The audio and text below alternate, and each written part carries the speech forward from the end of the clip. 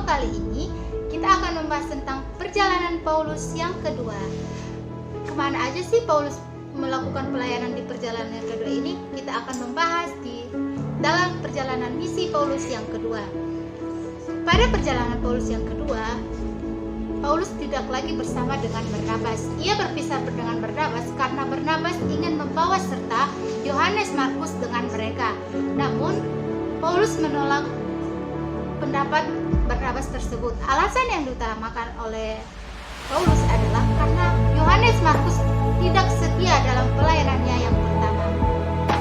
Yohanes Markus dianggap Paulus sebagai orang pengecut karena tidak setia melayani Tuhan dalam perjalanannya yang pertama.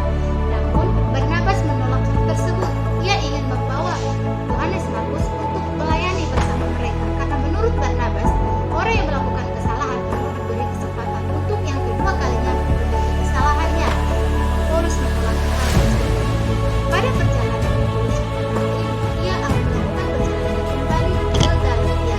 Setelah pertemuan yang sangat penting dengan para pemimpin jemaat Islam, Paulus berangkat lagi ke dunia orang bukan Yahudi. Dengan semangat baru, ia berpeluang dekat untuk mengubah sama sekali kebesaran umat bernama Yesus Kristus. Paulus memulai perjalanan baru dengan salah seorang yang dikirim ke Galatia guna menjelaskan keputusan sidang para rasul di Yerusalem kepada jemaat di sana.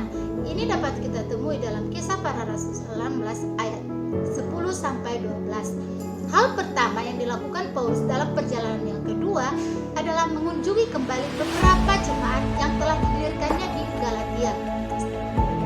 Ia telah lama berjumpa dengan mereka, yakni sejak mendengar adanya campur tangan guru agama Yahudi di jemaat-jemaat tersebut. Setelah itu Paulus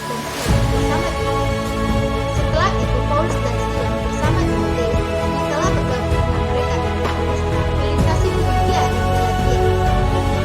Paulus telah merencanakan untuk di Asia di sebuah provinsi Roma yang memiliki wilayah sekitar seperti barat Asia kecil.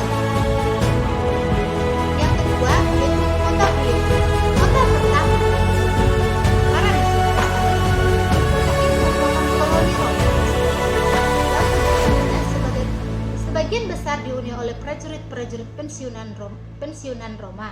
Walaupun Filipi dihuni oleh bukan orang Yahudi, Paulus tetap mengikuti kebiasaannya dengan pertama-tama mengunjungi orang Yahudi di tempat pertemuan mereka. Di antara orang yang mendengar Paulus di tempat sembahyang ini terdapat seorang wanita yaitu Lydia. Nah, di sini adalah Lydia merupakan jemaat pertama yang bertobat. Ia menjadi jemaat Kristen pertama.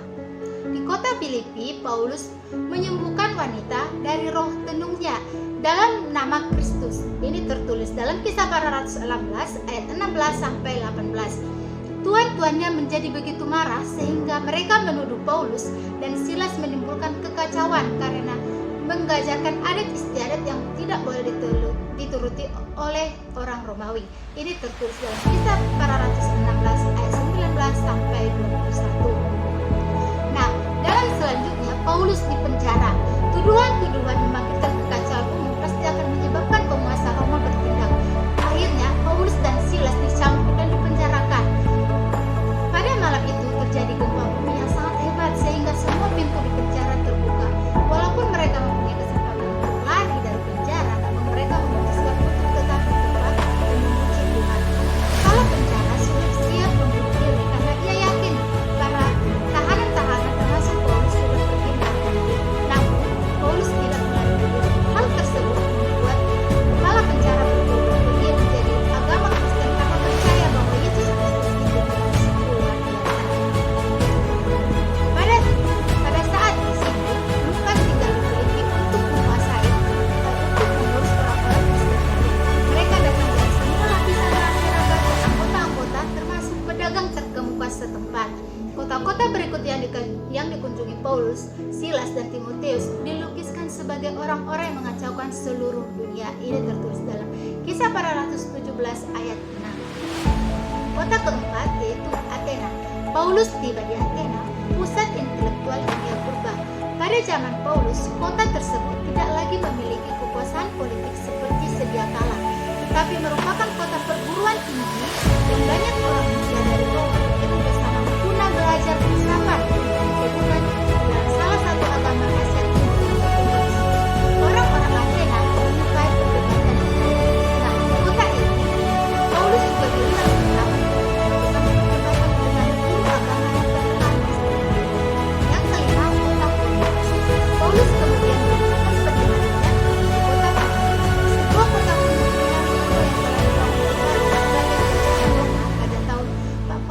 sebelum Masehi.